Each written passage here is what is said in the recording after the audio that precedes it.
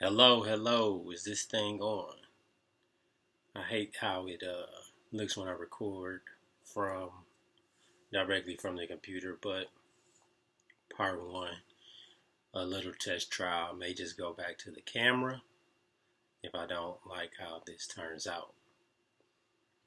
Anyway, welcome to LLC TV, another episode for Limitless Lifestyle Crew on YouTube. I appreciate you joining. I did hint at something special. And that's because a special time of the year is coming upon us, and that is the NBA season. Basketball, my first love, without question, without a doubt. I'm very passionate about basketball and have followed it pretty much all of my life. So, what I wanted to do we're about 30 days away from the opening tip. So, what I want to do was kind of break down each and every basketball team.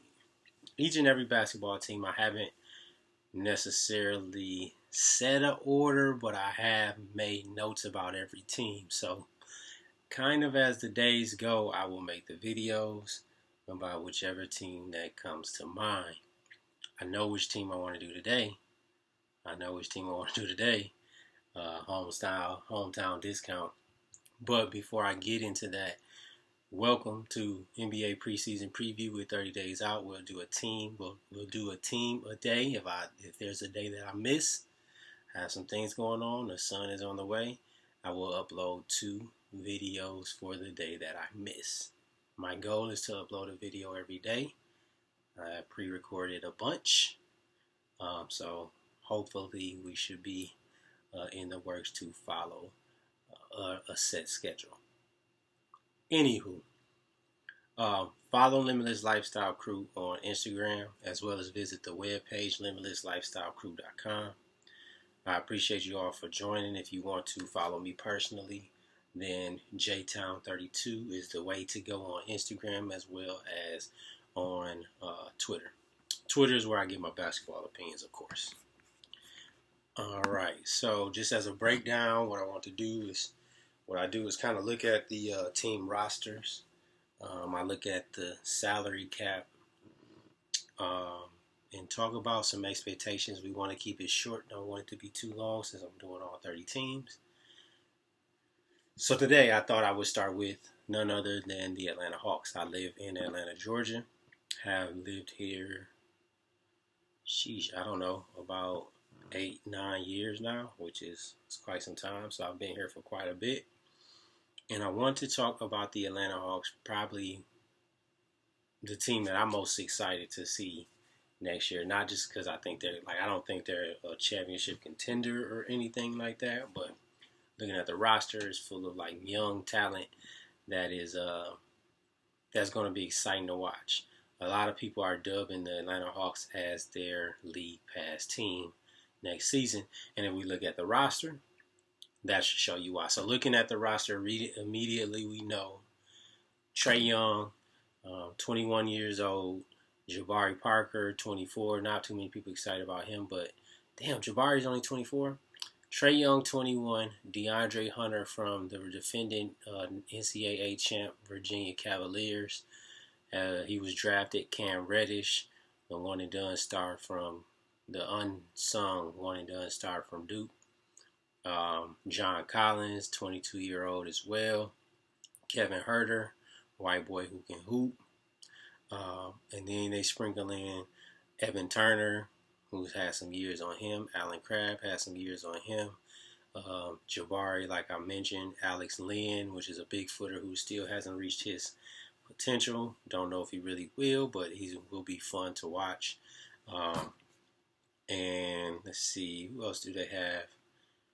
Chandler Parsons, which I'm not too big on Chandler Parsons. He's just hurt all the time. He had all the potential in the world, but when you hurt, you can't play. So Chandler Parsons is also going to be a part of this team, but it's a league pass team because of Trae Young, John Collins, DeAndre Hunter, and Cam Reddish. That makes it a league pass team. Kevin Huerter, who I got to watch. I go to Hawks games all the time, but I got to watch Kevin Huerter quite a bit last year. He's damn good. He's damn good, I will say.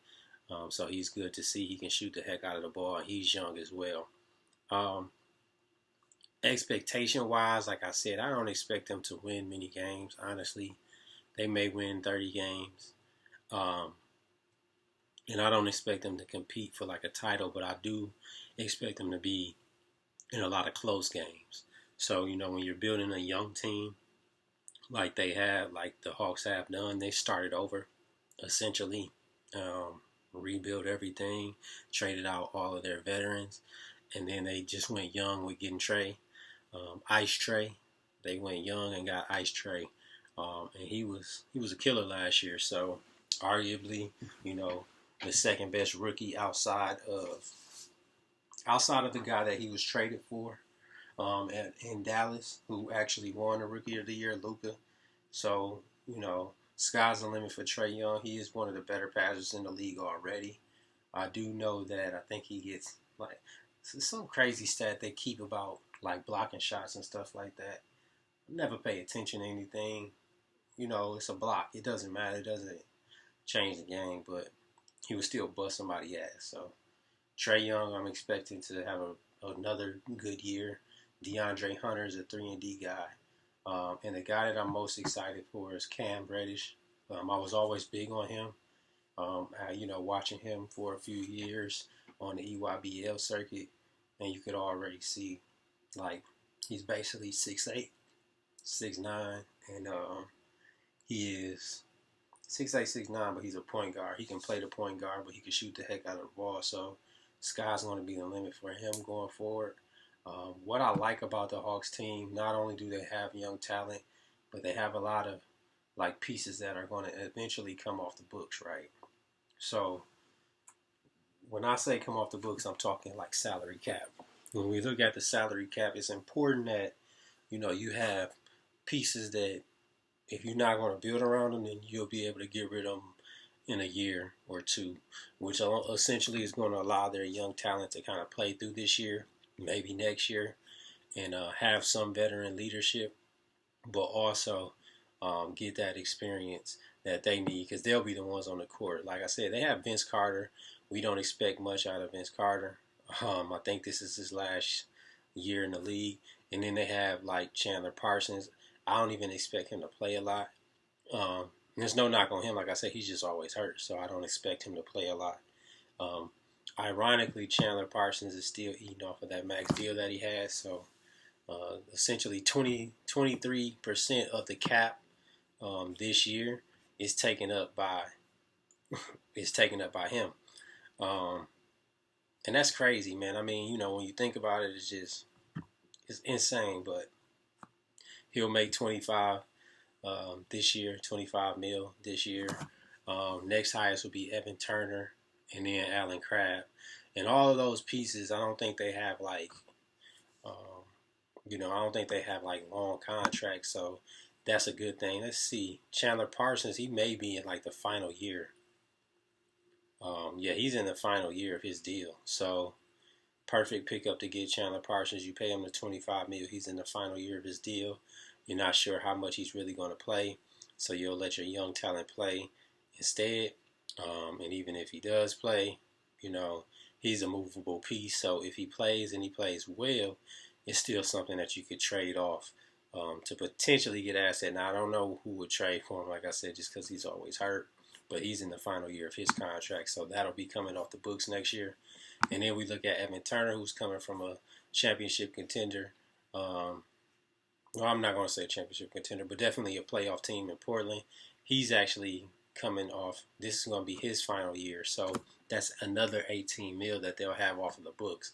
So you can immediately see right there why they actually added the older talent that they added. It's simply because those amounts are going to come off the books. If you have a young, promising team and they look good, maybe you can get another more established veteran, or you can still end up in the lottery and get another younger talent. I think that the lottery talent tends to be overrated for the most part. Most draft picks don't pan out. That's just a fact. Allen Crabbe as well. He's going to make 18.5 this year. and that's going to come off the books. So their highest earners for the Atlanta Hawks all come off the books next year. So you can see, I don't expect for them to, like I said, win many games, not even like purposely. It would help them to have someone like Evan Turner or Allen Crabbe kind of play well, though, if they do find themselves in a position where they can make like a playoff push.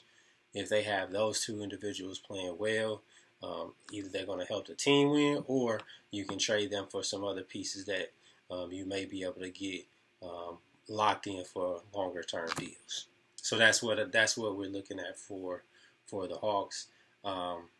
Most importantly, we're looking at that second year stint for Trae Young.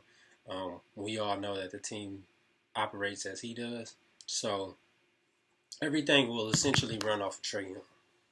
Everybody wants to see, just how Trae Young is going to respond this year. He didn't win Rookie of the Year. Will he come out pissed? Will he, make sure that he's balling and doing his thing? I certainly think that he will. I have no reason to believe that he won't ball. But also, like I said, a lot of it is just seeing what these young pieces can do around Trae Young, because he is the immovable object. That is the object that the Hawks won't come from under. So, and rightfully so, 20-10 guy. I see him being like 18-10, for the next like 3 years. So that's at the bottom really. Or let me not say 18-10. Let's say 18-8. That's at the bottom 3 years. Like that'll be his low right now, just because he has the ball in his hand so much. DeAndre Hunter, he's going to be someone to stick around. And they got a lot of people on rookie deals. So as of right now, they got all these people for bargain. So they have DeAndre Hunter on a rookie deal. Trae Young's on a rookie deal. Cam Reddish. John Collins is still on his rookie deal, but I think this is the final year for him. Kevin Huerter's on a rookie deal. DeAndre Bembray's on a rookie deal. Let's see. So, nope, Collins actually has 2 more years. But if I was them, I would make sure to lock him up. He'll be a restricted free agent in 2021, but I would lock him up before then. Just go ahead and offer him something, because you don't want another team to offer, because he's an athletic big, and with the big man being his thing as far as just scoring the ball, to have an athletic big who can, rebound, alter shots on the defensive end, and dunk lob passes, you got to keep him. So I think they should offer him a little bit sooner, just to kind of see what he'll take, what he'll fish for. So definitely look to get that extension signed sooner rather than later. They still have Damian Jones. They have a lot of just like people on rookie deals, man. So ended up getting Damian Jones from the Warriors. And he's still on a rookie deal. Now he's somebody that they'll probably move off of, but ironically, he does play the same way that John Collins does. I think he's a poor man's version of it. But like I said, just looking at naming those names, Trae Young, Cam Reddish, John Collins, Kevin Huerter, you want to see them on League Pass. They should be competitive in a lot of games. Not saying that they'll win a lot of games, but they should definitely be competitive in a lot of games. So first up on that LLC NBA preseason review is going to be the Atlanta Hawks. I definitely encourage everyone to take a look at schedules. I do. I take a look at schedules not just because I go to games, but because I find it exciting, and you want to plan out your league pass nights. Me, I'm having a son. I can already picture me holding my son and watching the games. So Atlanta Hawks first team off. We'll see who is next. I appreciate you all for joining. Remember, like, share, subscribe to this YouTube channel. I am trying to make it grow and provide as much content as I possibly can for you guys who don't care about sports. As you see, I have a shoe collection as well. I do a few clothing talks, whatever. But I appreciate you joining this JT, your host, LLC TV NBA preseason preview day 30. 30 days out.